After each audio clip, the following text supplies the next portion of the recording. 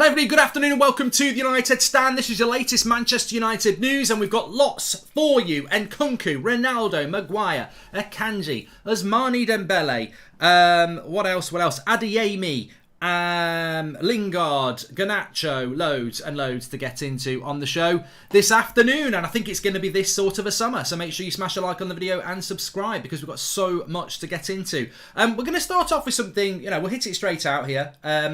We've got a story about Ralf Rangnick and Nkunku. I don't know whether you noticed it over the weekend. Dimarzio coming out and saying that Nkunku is more likely to come to the Premier League than go back to PSG or go to the Italian League or La Liga. So a Premier League move looking more likely for Nkunku this season. If you don't know anything about Nkunku, he's been amazing this season, but he's been a very good player for a few years now. But a brilliant season. He's predominantly been playing as a sort of a striker for Leipzig at times this season, although I personally think, and I think many people would agree, he can play number 10, he can play off the right, he can play off the left, and when you listen to Ralf Rangnick after the game yesterday, I think he's definitely talking about an Nkunku type of player that United need. They need quality players in those front positions, and they need about 6 of them, so they've got options for those front 3 positions. And I think Nkunku will be a player that will feature very, very highly.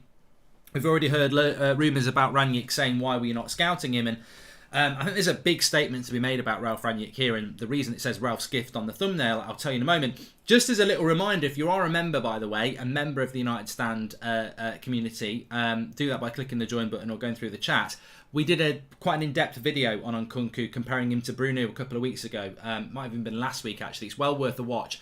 Deep diving into what he's like at crossing, dribbling, assists, shots, and all of that. So make sure you do check that out if you are a member. But one thing I do want to say about Rangnick here is that we spoke about it this morning on how Carragher, Keane, and a few of the media outlets are saying there's no way that Ralf Rangnick should be staying on as he's an Austrian coach and now he's going to be at United. How do you do that? Well, one's part-time and the other's part-time. You put the two together, you're doing a full-time job. That's how you do it. But Ralf Rangnick has made it very clear that he wants to stay at the club. Ralf Rangnick has made it very clear that he wants to be involved in the recruitment and persuading players to come to the club.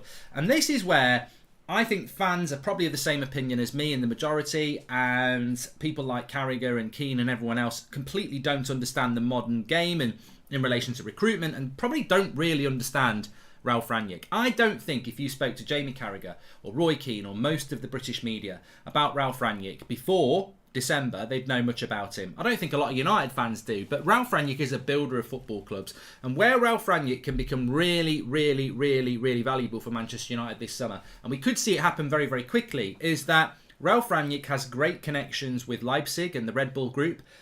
Nkunku plays for Leipzig, persuading players to come to Manchester United. Well, let's see, because I tell you what, if Ralf Rangnick and if Man United sign Nkunku, it will be in no small part because of Ralf Rangnick. And straight away, sit down, Carragher, because I tell you what, that will be massively to do with Ralf Rangnick persuading Nkunku to come and be part of the Manchester United project. And straight away, you can sit down with your, why is he doing the Austrian job and the United job? Because you can. And I think some people might be missing this, but instead of saying there's no point in Rangnick being the consultant over the summer when he's going to be the Austrian manager, he'll do 2 or 3 friendlies for Austria in early June, and then he'll have the rest of the summer off to do his consultancy work with United. Fact.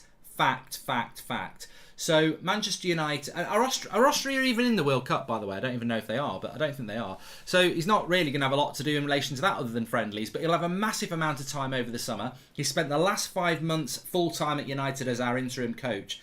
And people like Nkunku will be huge in relation to Ralf Rangnick because that deal can happen because of him. And I'm very interested to see where this goes, because I don't think people, when they're saying, well, can you do the job half-time and part-time and I don't think they're realising the work that's probably already gone in. And if you're John Murtagh and you're Darren Fletcher and you're trying to manoeuvre yourself, and I'm not criticising Fletcher and Murtagh here, if you're Eric Ten Hag, brand new in her job, and you're John Murtagh, been at the club, involved in recruitment for 9 years, and sort of getting away with it because you're now a director of football, but you have been involved in recruitment for a lot of time, so you're sort of tainted with the past. Darren Fletcher's brand new. Ralf Rangnick's huge, because Ralf Rangnick says, Go and get Nkunku from Leipzig. He'd be perfect for United. Well, we don't know how to do that. Watch this. Come with me. Come for the ride. And that's where Ralf Rangnick's going to be so important. And speaking to people, Murta really values Rangnick. Like, really does value Rangnick. Wants to learn from him. Wants to work with him. And that's the value of this. So, look, if you want to take on board what these pundits and what the media are saying about Rangnick shouldn't be doing this job, if Rangnick walks out the door, we're leaving our transfer business to Murta and Fletcher this summer. I think we need Rangnick to stay in the draw and help us on this transfer window, because he's the man who can convince some of these players to come that we probably weren't even looking at up until he came to the club. So let's see with Nkunku. Very interested in him.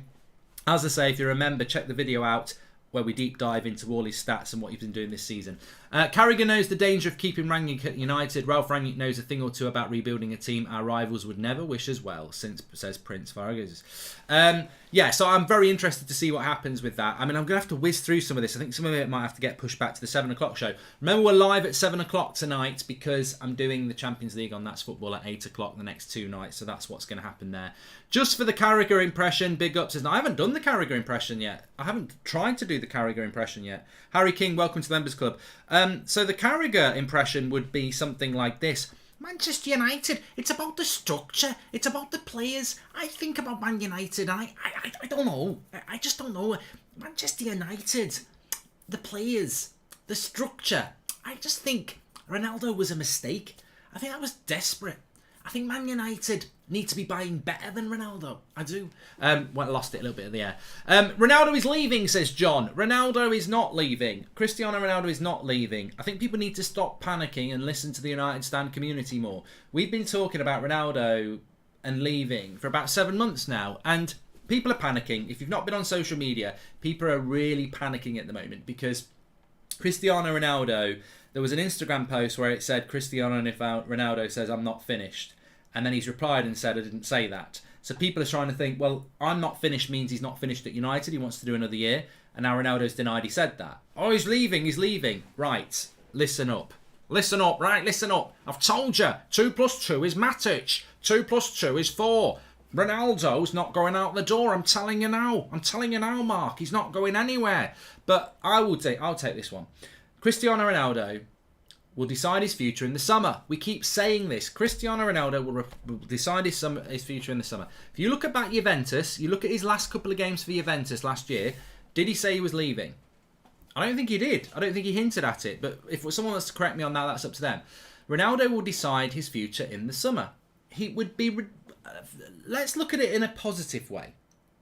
People are looking at it in a negative way. Well, we're not in the Champions League, and he's not said he's definitely staying, therefore he's leaving. Okay, let's look at it in a positive way. Right, got a brand new manager, hasn't spoken to the new manager yet, doesn't know what the plans of the new manager is. If he sits and goes, "I'm definitely staying," he's going to look a right idiot, isn't he? So Ronaldo needs to sit and talk to Ten Hag, and he needs to see what offers are on the table with his agent, and then he'll make his decision. And I'm still 90% sure he'll end up staying, but you're not going to get a definitive on the 3rd of May. You'll get a definitive in July, and you just have to wait for it. It's as simple as that. So look, I wouldn't worry about Ronaldo. I don't think there's any... He's definitely not decided to leave, so he's just not decided to stay. He's definitely staying yet. Let's just leave it. I love the 3 o'clock show, says Ladios. I like the 2 o'clock show. It's 2 o'clock in the UK. I do, and we'll be doing this a lot through the summer because we're going to have a lot of transfer news to get through, which is what I need to go through now. Ten Hag update on Maguire. Let me just talk about Adeyemi. I'm trying to sort of work through this. There's loads to talk about. Dembele and Lingard and Akanji and Adeyemi and Maguire. So let me talk to you about Adeyemi. I don't know whether anybody noticed this. It's my job to notice this. It's my job to pull everything together and give you the news, which is why the community works so well and be interactive about it. Rangnick has been positively controversial and the press don't like it. I'm loving it. A manager that talks about the club and less about the players, says Mario. I have just, on Rangnick, I was thinking about this. Why is it the media and ex-players have not taken to Rangnick? And I think, you know why? Because Rangnick has bypassed the media and gone straight to the fans. And the fans love Rangnick, and Rangnick speaks to the fans. And they're like, hold on, he's completely bypassed us. And the pundits are like, well, we used to just WhatsApp Ollie and Kariki. And they're not, well, I don't even know his number, Gary. I don't even know his number. And I think that's what it is. Rangnick talks to the fans, and the fans appreciate the honesty. So the relationship between the fans and Rangnick is really good. Now the media want to be the controller of that. They want to talk to the manager and the players, and then feed the fans. They want to be the middle of the sandwich, really. And basically, Rangnick has gone, we don't need them. I'll just talk straight to the fans through the press conferences, and the fans are like, yeah, we just we like that relationship, we like that honesty. Of course, the media also has relationships with the players that have caused the trouble as well. So I personally think it's very easy to see why there is negativity towards Rangnick from certain media outlets and certain ex-players, because Rangnick doesn't speak to them. He speaks to the fans, and they speak to some of the players, and they want to control the conversation, and they've been bypassed. Carragher is Liverpool interests at heart, and all the ex-United pundits are stuck in the past and probably can't take United being successful without them, says Vigan. I can't understand Ronaldo staying. He wants trophies, says Will Davies. We're going to win the Europa League next year, mate. Europa League. Emmerdale Cup. Get the sheep out. Emmerdale Farm. It's a programme over here that's on a Thursday night. That's why we call it the Emmerdale Cup. We're not doing anything with the sheep. Just let them in the field. Let them run free. Anyway, let's move on. Adeyemi. This was an interesting story coming from Sport. I think Sport's either I don't really get it because it's from Patrick Berger, who's a decent German outlet journalist. But he references Sport. Now, I think there might be a Sport outlet in Germany because there's definitely one that's very close to Barcelona in Spain. Anyway, what it says is that Manchester United tried to hijack the deal for Adeyemi from RB Salzburg to Dortmund, but Adeyemi had his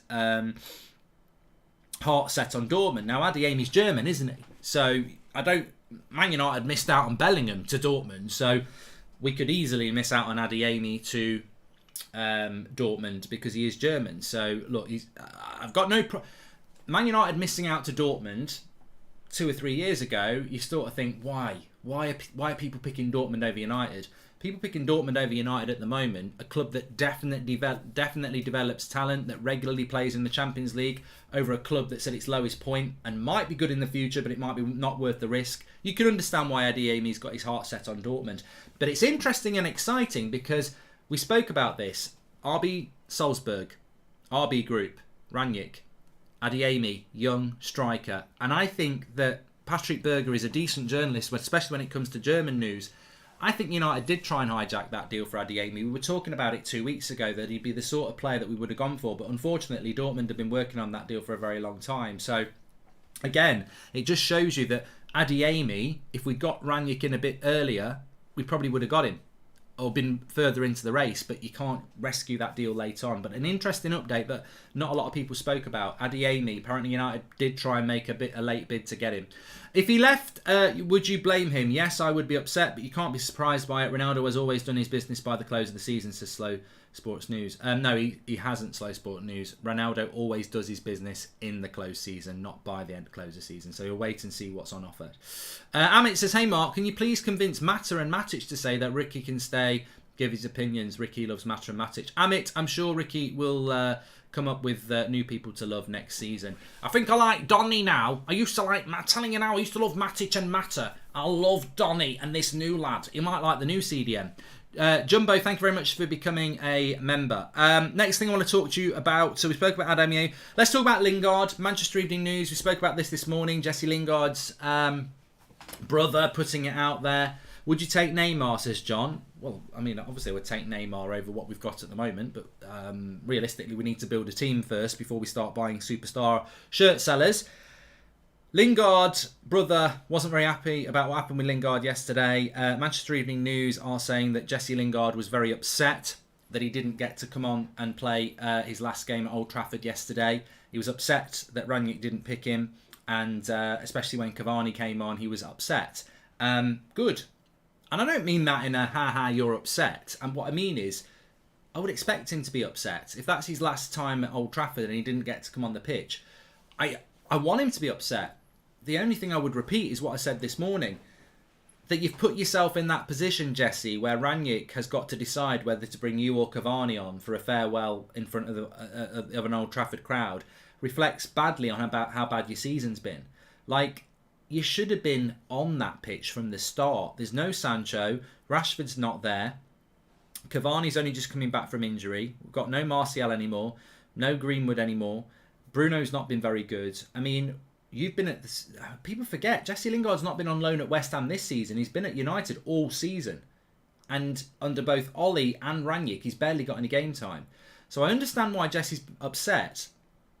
But how many injuries have we had? How many bad performances have we had? If he'd have been anywhere near decent, he'd have had a chance. And when he has been given his chance, like Leeds or cameos here, there and everywhere, he's not grabbed it. So I understand the disappointment and, I do feel for him in that sense. But, he's not grabbed his opportunity when it's been given. And to be fair, Ralph Rangnick spoke about it and he said, look, at the end of the day, I'm an advocate of 5 substitutes and I could only make 3 substitutes. Jesse had some personal issues and asked for some time out, which is why he missed the Chelsea game. He only trained yesterday.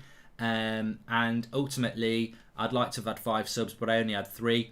I wanted to bring Garnacho on for the last 15 minutes, but it was him or Cavani, and I went with Cavani. So even if he'd had 4 subs, it probably would have been Garnacho coming on next. So Lingard probably wasn't, even in Rangnick's thoughts, to be fair. And Rangnick, he is the manager. It's unfortunate, but he is the manager. Well, it's not unfortunate he's the manager. It's unfortunate for Jesse, but ultimately, I don't think Rio Ferdinand got a goodbye, did he? I think he got told in the dressing room he wasn't getting a new contract. I can't remember whether Evra got a goodbye. Van Persie didn't get a goodbye. So, look, it doesn't always work out like that. Mark, what's your thoughts on the Ornstein article on club appointing player care specialist from Southampton and club downplaying Mitchell, says Dan. Yeah, I mean, look, Paul Mitchell is something that I think a lot of people want to happen. I don't disagree with David Ornstein. I think that Paul Mitchell would love to come to United, and Rangnick certainly suggested it. But it's a big role that Matt Mitchell would want, and is that big role there at United? We've got Fletcher, we've got Rangnick, and we've got Murta, and Mitchell would be coming in and wanting a big role, and can they give him that big role when they've got Fletcher and Murta in position? So, look, I would keep Murta as the director of football, technical director, Fletcher. I don't know, but if we don't get Mitchell, it'll be because there's not a position there for him ultimately, which is a shame. Why is Jesse acting like it was a testimonial match? It was a much needed win and he was not up to scratch. The end, says Dree Ferguson. Which takes me on to my next point I wanted to talk about. Spoken about Adeyemi, spoken about Ronaldo. Ousmane Dembele has been mentioned in relation to Manchester United. Now, this is interesting because there is no doubt that United have been close to bringing Dembele to Old Trafford. This isn't like Milinkovic-Savic, where it's just regurgitate old news. We very, very, very nearly got Ousmane Dembele less than 2 years ago. The summer, it wasn't actually summer. I think it was like the transfer window closed at the start of October. We ended up getting Cavani on loan, and we got Ahmed Traore. We got Ahmad, and we got Pellistri. We did put an offer in for Dembele, and I think he basically said no. So we are interested and have been interested in relation to Dembele, and our scouting department's been interested in him. So it's interesting, he's out of contract. United's name is being thrown into the equation again. Now, interestingly from Ousmane Dembele, he's not actually been injured since Christmas, which is quite unique for him, and he has played a lot of games. Are United being thrown into the equation because other clubs are looking for Dembele and he's out of contract and it's all about off? I mean, Ousmane Dembele is in the same position as Paul Pogba. He's out of contract this summer. So there will be offers on the table for him. It's going to be a very interesting transfer window for United, but even away from United, there's loads of things going on. Would I take Ousmane Dembele at Manchester United? Depends. I mean, a lot of people say, well, he's free, why wouldn't you? But he won't be free, will he? The package that we pay for him will be... You'll be competing with probably PSG will look at him. I think a few other clubs will look at him as well.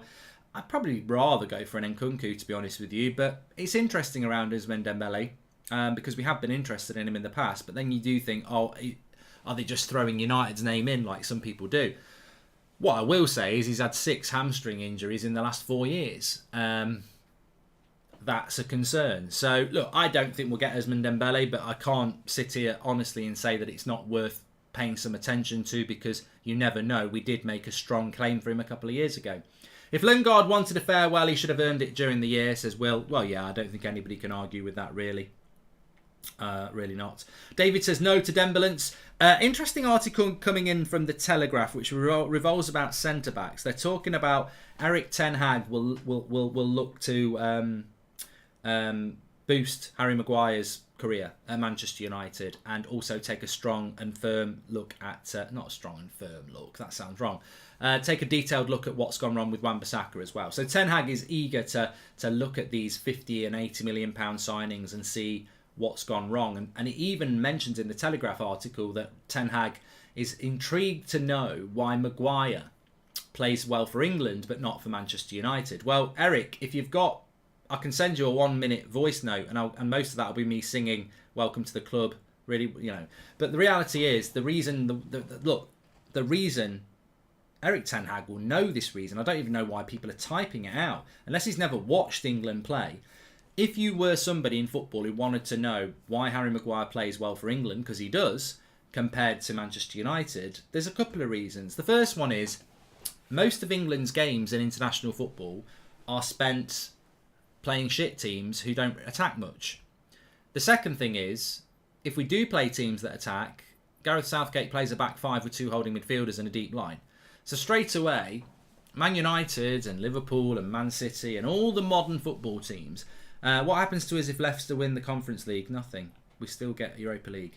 6th place. So I'm bored of that conversation. Absolutely. I tell you what, can I just spend a second on this? I'm bored to the back teeth of explaining that Europa League is dependent on the FA Cup winner, not the Conference League winner. If you win the Conference League, they give you a trophy. I've got a glass, right? Conference League. Here it is, yeah? I've won it. If I win that trophy, does UEFA ring Man United up and say, you know, you finished 6th, we're now going to move you down to 7th? No, because they've won a trophy for winning a tournament. With that trophy, you know, like when you get an Easter egg, a Malteser's Easter egg, you don't just get the egg, you get the Maltesers as well, don't you? You get 2 things in one Easter egg, right? When you win the Conference League, you get a trophy and you get qualification into the Europa League.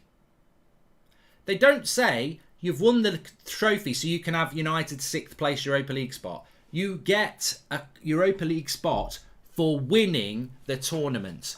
Whether you're Leicester, whether you're Roma, whether you're whoever else is in that tournament, right? 6th place in the Premier League is Manchester United's Europa League spot. You know why? Because the FA Cup winner gets a Europa League spot. But the Champions League spots will take priority for Chelsea or Liverpool. So that Europa League spot drops to the 6th place club. Leicester winning the Conference League or West Ham winning the Europa League has got sod all to do with Man United finishing 6th in the Premier League. The 6th spot is because of the FA Cup. And Liverpool and Chelsea are both going to be in the Champions League, so they won't need the Europa League spot, so it goes to 6th place. Thank you very much. Good night, mic drop. I've never known a team to have so many holidays and be left out of squads, then complain when you can't get into a matchday squad, says Jack Harmon.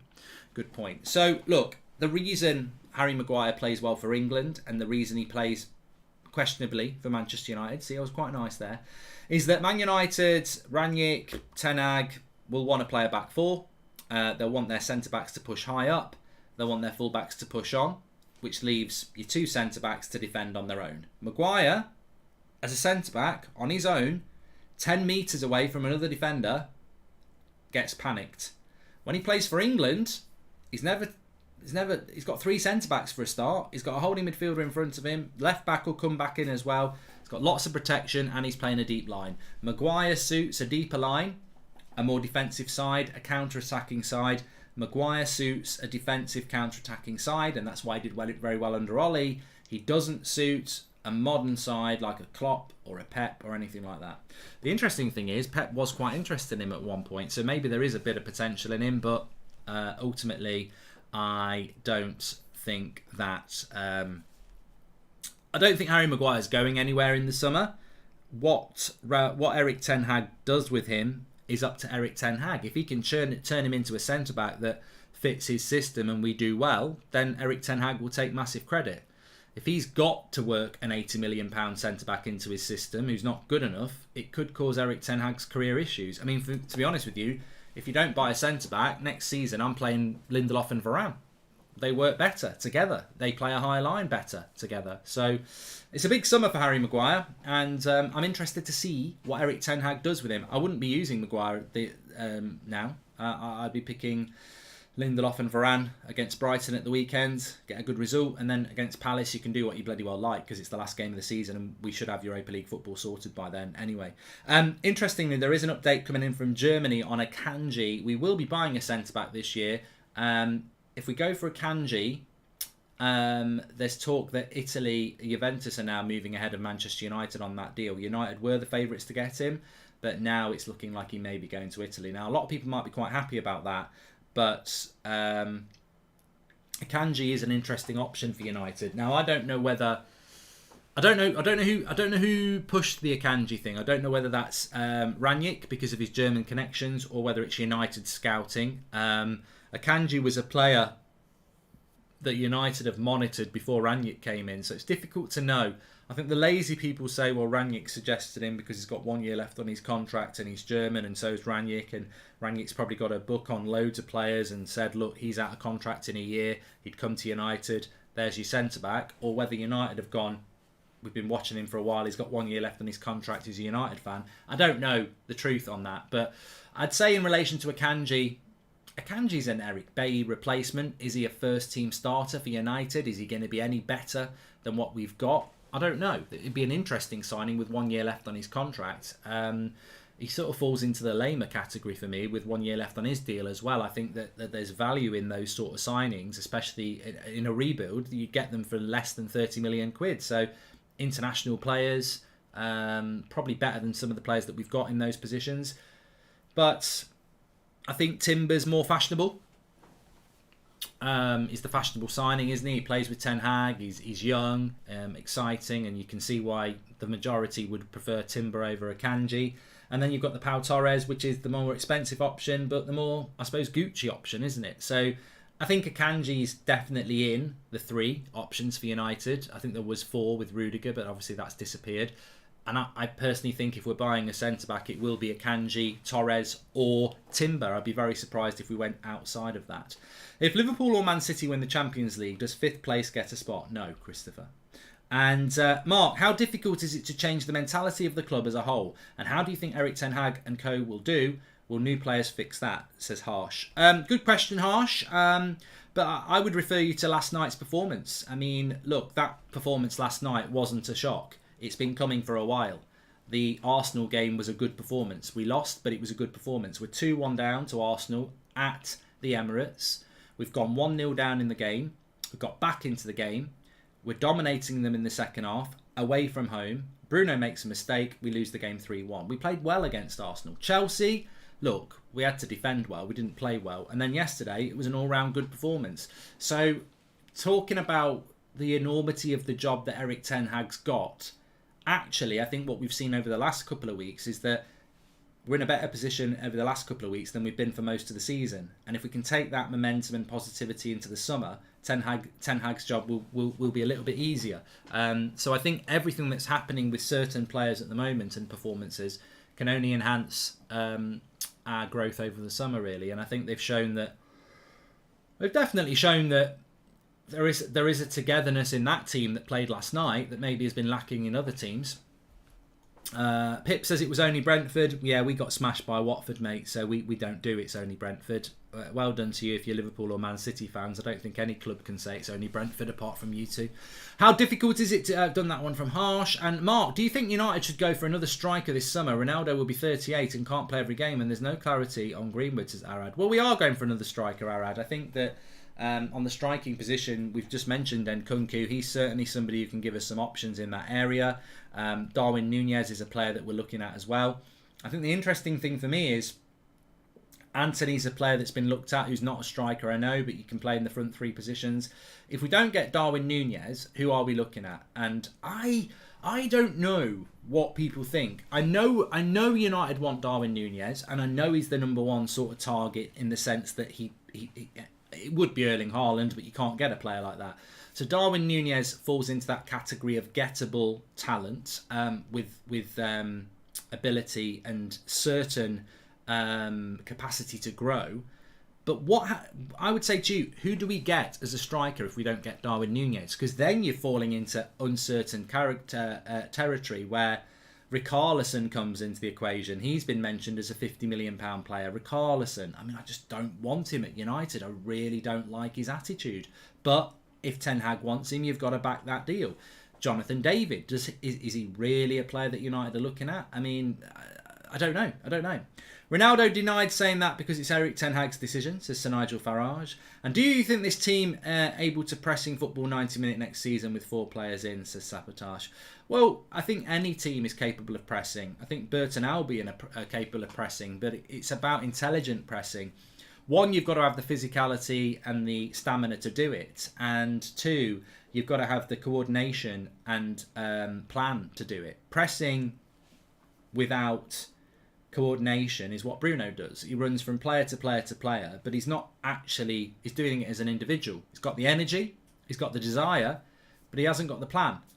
Pressing as a team conserves energy because you do it collectively, and that's what United need to learn to do.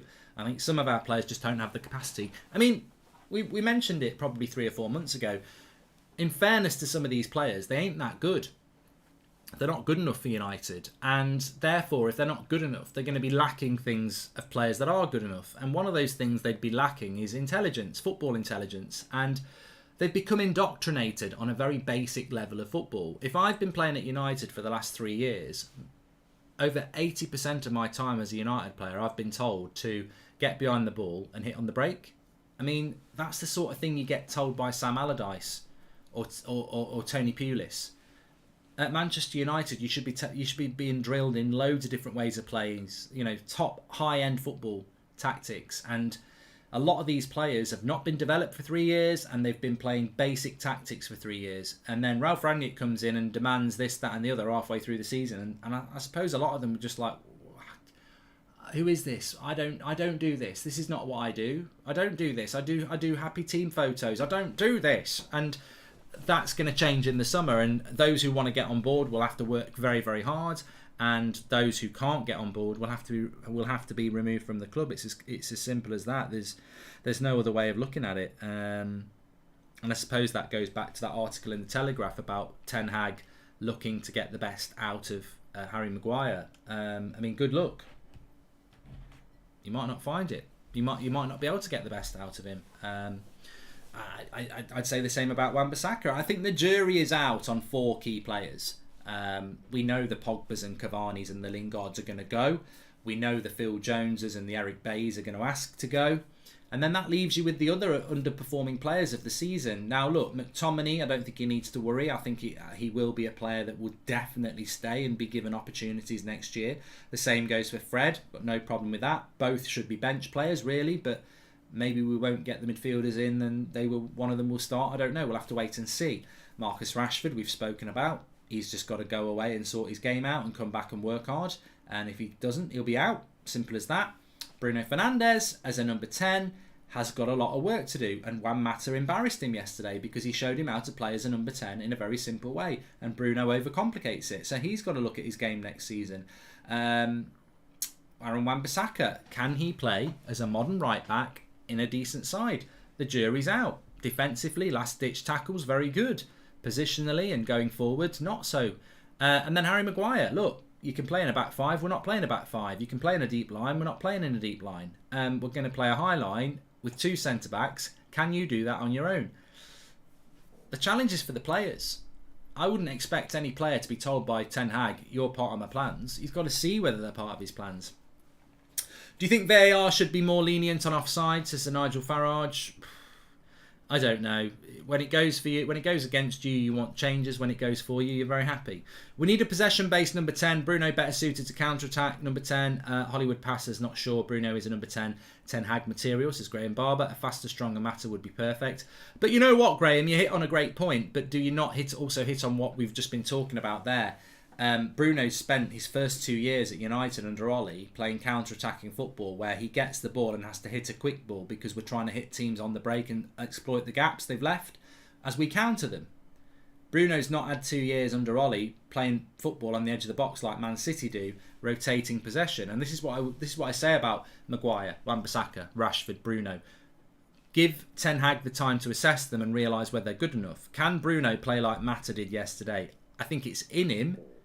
It's whether he can do it.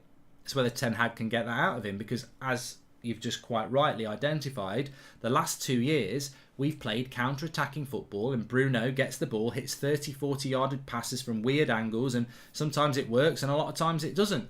Last night we saw Wan-Bissaka get on the ball, pass it, keep the ball rolling. If we play 30 passes, we keep the ball. I don't know whether Bruno likes doing that. We'll have to wait and see. How about bringing Spence on the right-back position, says Aravind? Well, look, he's a very good right-back. I like Lamptey as well. At the moment, United aren't looking for a right-back. That might change, but he's not. We know this summer's going to be huge. I think 10 players go, 5 players come in. That's a massive amount of. I can't even picture how this summer goes, because I think back to when we bought Bruno. That was a 4-week deal. I remember when we got Pogba, that took about 6 weeks from it's going to happen to it happened. Harry Maguire was the same. We're going to get 5 players in and 10 players out. Can you imagine? Can you imagine? We'll be doing videos like this. We're almost there with this signing, and he's going out the door and he's going out the door, and we're looking at this other signing as well. I don't even know what to title the video. It's going to be relentless, and it's going to be multi-streamed, where we're focused on 2 or 3, 4 deals at the same time. It's going to be crazy. But because of that, you cannot get rid of everybody. And as I said, if you're getting rid of Pogba, Lingard, Cavani, Mata, Matic, Bailly, Jones, maybe Henderson goes as well. That's 8. Maybe one of your fullbacks like Telles goes as well. I mean, how can you get rid of Rashford? How can you get rid of Maguire? How can you get rid of McTominay and Fred? How can you get rid of Wan-Bissaka? Some of these players are going to have to be here next year, just because it's simply impossible to get rid of them, that so many players. And also, it'd be naive to get rid of so many players. There'd be nobody left. So we'll have to wait and see how it works out, really.